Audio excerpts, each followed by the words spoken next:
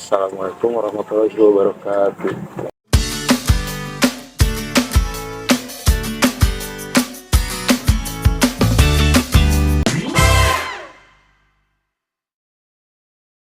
Assalamualaikum warahmatullahi wabarakatuh. Waalaikumsalam warahmatullahi wabarakatuh. Perkenalkan. Halo Sobat Tani, selamat datang di podcast Agri Talk ya.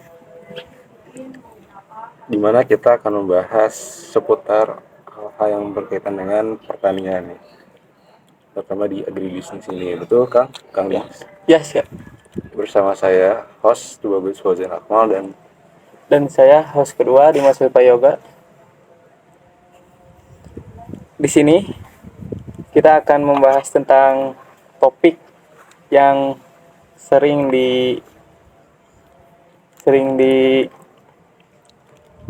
dibahas ya. Yang sering dibahas Ya. tentang pertanian. Apa sih? Potongnya angkanya babari ya. Nggak usah dipotong sok buru tuh. Kan podcast itu lagi. Apa sih apa sih yang lebih baik tentang pertanian organik dan anorganik ya? Ya betul banget ya Kang Dimas ya. Kita tuh nggak cuma ngomong tentang teori aja, tapi tentang praktek di lapangan seperti apa ya. Betul? Ya betul kan. Dan spesial banget nih teman-teman, kami kedatangan narasumber teman kami juga bersama Kang Umar. Sangat terima kasih sudah berkesempatan untuk hadir di podcast kali ini. Ya. Perkenalkan Kang Umar. Baik, sebelumnya perkenalkan, nama saya Umar Abdurrahman. Saya mahasiswa jurusan agribisnis angkatan 2023 Fakultas Sains dan Teknologi di Universitas Muhammadiyah Bandung. Oke nih, pertama-tama yang saya mau tanyakannya langsung saja. Yang sering dibicarakan itu tentang pertanian organik dan anorganik ya.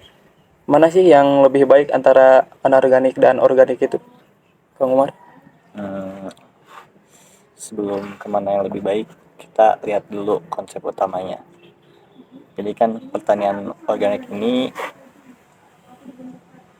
kenapa disebutnya organik itu? Karena bahan-bahan yang digunakan dalam pertanian tersebut itu bahan-bahannya menggunakan bahan alami, seperti pupuknya menggunakan pupuk yang dihasilkan dari kompos gitu, Kotoran hewan ya yang seperti itu misalkan. Kemudian dari pestisidanya, kan biasanya pestisida menggunakan bahan-bahan kimia yang itu kan buat membunuh hama-hamanya kan gitu.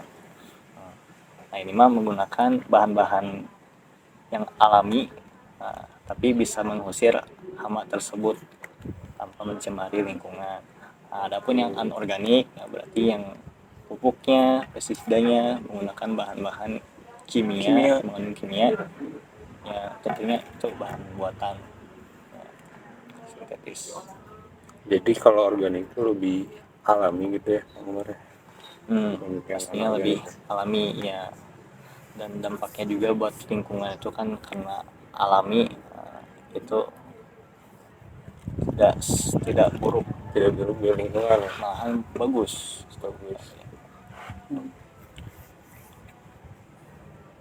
Nah, tapi ada yang bilang nih, pertanian anorganik itu lebih efektif dan hasilnya lebih cepat daripada organik. Apakah itu benar? Iya. Buat yang anorganik karena menggunakan bahan kimia, ya itu karena emang sudah dibuatnya bahan kimia itu agar pertanian itu tumbuhnya dengan cepat. Namun kan dampaknya buat lingkungan, nah itu tuh yang kimia itu pasti ada residunya. Kurang sehat berarti. Buat kesehatan juga iya pasti kurang. Buat seperti tanahnya juga kan, misalkan karena banyaknya residu itu tuh kan menyebabkan tanahnya jadi berkurang ya, kurang subur ya. Berkurang kemanfaatannya.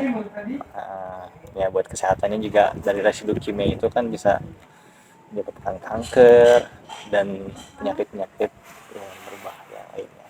Nah gini Kang Umar, biasanya nih di pasar itu lebih banyak itu hasil pertanian itu dari apakah dari organik atau anorganik? Kalau di pasarnya sendiri karena dari melihat harganya ya, Harga dan permintaan yang banyak kali ya. iya itu juga akhirnya ya agar memenuhi kebutuhan pasar ya pastinya menggunakan bahan-bahan dari kimia karena tumbuhnya lebih cepat, jadi buat kebutuhan pasarnya bisa lebih terpenuhi. Oke. Jadi di pasar menggunakan bahan kimia. Jadi biasanya kalau yang organik itu lebih banyak di mana? Di Itu tuh pasar. ya, lumayan susah ya karena kan yang organik itu dari tumbuhnya lama, Iya. kemudian juga agar dikatakan itu tuh benar-benar organik itu butuh sertifikat gitu, masih lebih jarang ditemukan. Hmm. Menarik banget berarti ya buat kita bahas di podcast ini gitu. Ya menurut Kang Umar nih, apakah ada saran buat petani di kita supaya menggunakan bahan-bahan yang alami gitu kalau memproduksi pertanian itu? Apakah ada solusi buat petani Indonesia, Kang Umar? Sebenarnya buat bahan organik ini lumayan sulit ya melihat keadaan pertanian juga gitu kan yang membutuhkan. Saya tuh pertumbuhan buat hasil tani selama 3 bulan juga itu masih kurang cepat sebenarnya kan. Ya. Itu tuh sudah menggunakan bahan kimia, apalagi kalau kita menggunakan bahan organik yang belum bahannya juga bisa lebih mahal lagi, tumbuhnya misalkan 2 kali lipat lebih lama 6 bulan, lumayan kurang memungkinkan sih. Walaupun dampaknya bagi kesehatan kita juga kalau lebih banyak menggunakan bahan organik mungkin kan lebih sehat karena tidak ada bahan kimia yang kita konsumsi sebagai konsumen. Ya paling buat petani ya daripada mengurangi sampai tidak sama sekali menggunakan bahan kimia, tapi alangkah baiknya dicampur. Misalkan saat ini juga sudah banyak dilakukan oleh para petani ya. Oh iya, gimana tuh? Ya pokoknya ada contohnya di Cakalong di daerah Kang Umar ya. ya ada tanah di sana. Di sana jadi saat persiapan lahan, nah itu tuh pakai bahan-bahan yang organik seperti pupuk dari kotoran hewannya, kemudian ya buat hanya persiapan lahannya saja. Nah kemudian nanti pas tumbuhnya baru kan untuk 2 minggu kesannya terus dikasih pupuk kimianya, kemudian buat pestisidanya juga, kemudian ada obat-obatannya juga ya itu. Tapi kan buat persiapan lahannya di situ ada bahan organiknya, tidak semuanya memakai kimia, campur. Oke. Jadi kalau di Indonesia itu masih kurang minat dalam penggunaan organik ya. Kurang tahu juga ya karena belum pernah lihat risetnya seperti apa, walaupun lebih baik, tapi harapannya para petani kita juga sebagai calon para petani juga Itu bisa gitu, memajukan pertanian yang organik ini karena berdampak untuk masa depan pertanian kita. Kan lahannya ya berdampak ke lahannya, kemudian juga kesehatan kita sebagai rakyat Indonesia. oke. Itu ya betul sekali ya Kang Dimas ya. Iya. Seperti yang dibicarakan sangat tepat dengan apa yang terjadi di Indonesia sekarang ya. Iya betul sekali. Kang Dimas apakah ada yang ditanyakan? Boleh sekali. Paling di saya masih bingung Apa ya tuh? di kalau yang di supermarket itu berarti tanaman hasil organik ya? Yang di supermarket Sayur-sayuran contohnya. Organik. Belum bisa dikatakan itu bahan organik, maksudnya itu hasil pertanian organik juga. Biasanya itu kalau di supermarket itu sudah ditandai ada labelnya ini organik, Ya, dan harganya pun kita tahu lah ya, yang organik itu pasti lebih mahal lumayan tinggi. ya.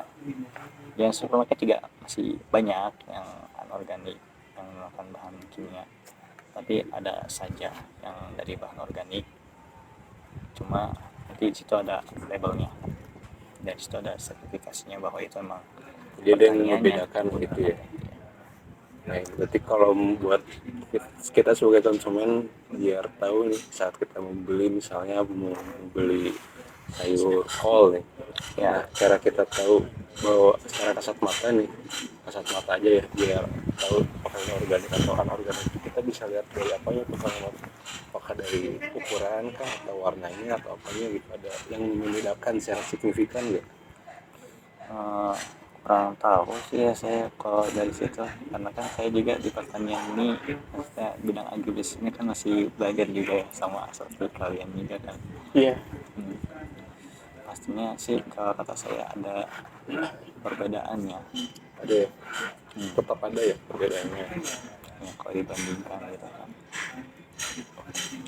ya, antara yang menggunakan bahan kimia dan yang tidak. Nah, seperti itu. Direkam nggak? Sebentar. Jangan ya, jangan. Ya, bagaimana?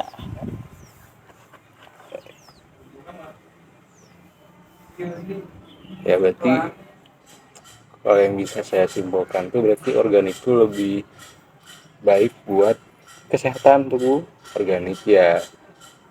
Kalau anorganik itu lebih baik dari segi bisnisnya, lebih baik ya, betul nggak Kang Umar? Lebih cepat tumbuhnya, Ya. Iya, lebih efisien. buat ekonomi itu lebih bagus kan. Kalau pakai organik itu bakal bagus. Tapi buat kesehatan yang Iya. konsumsi dan buat lingkungan itu nggak baik gitu ya. Ya, kurang baik. Lagi kalau diprosesnya kurang tepat Harus pinter-pinter ngolahnya. ya sebelum dikonsumsi misalkan. Nah, harus Iya. ya begitu. Jadi dari organik dan anorganik itu sendiri itu punya kelebihan dan kekurangannya masing-masing ya, betul kan Mas? Betul. Tapi kalau buat kondisi Indonesia yang saat ini mungkin masih apa tuh namanya, Kurang lah. kurang Dari Karena kita kan Dari masih segi mengejar apanya? produksi juga kan, ya. sampai nanti harapannya tidak butuh impor misalkan, bahkan bisa ekspor. Apakah ada yang ingin ditanyakan lagi? dari saya sudah cukup ya, Kang. Cukup ya? Bagus. Oke, mungkin sobat tani sekalian sampai sini dulu obrolan kita. Jangan lupa tetap stay tune di channel kita karena kita bakal berlanjut ke diskusi yang menarik lagi gitu. Baik, kata-kata terakhir dari Kang Umar, apakah ada apakah ada nasihat? nasihat buat kita sebagai petani milenial? Tidak banyak ya, pokoknya hidup petani.